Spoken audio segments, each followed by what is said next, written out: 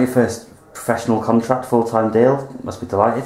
Yeah, I'm really delighted. Like, Rich had a talk to me and like asked me to come down training, so I'm delighted, to be honest. Been playing in reserves now for about 3 years and glad I got my opportunity. I suppose that's everyone's target, isn't it, when you play rugby league, to eventually go professional. Obviously a dream of yours for a long time. Oh yeah, been playing since I'm about 11 now, and all I want to do is just play rugby all my life. Don't want to do anything else, to be honest.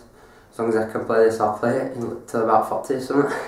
First couple of days of pre-season, how's it been? How are the boys? Yeah, everyone's bonding now, everyone's gelling together, like having a barrel of laughs. Like, it's been pretty hard the past few days, but I'm sure we'll dig through it and carry on doing well.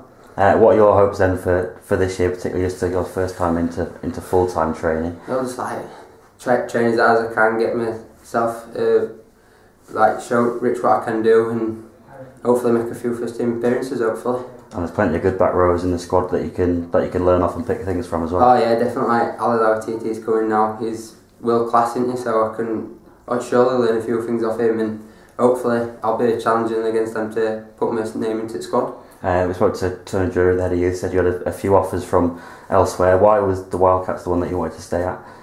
Mate, Rich had a talk to me, and the way he pronounced the club to me was just awesome. The way he's looking to take the club forward and onwards, it's just amazing, to be honest. Like, the facilities is getting better, much better, to be honest.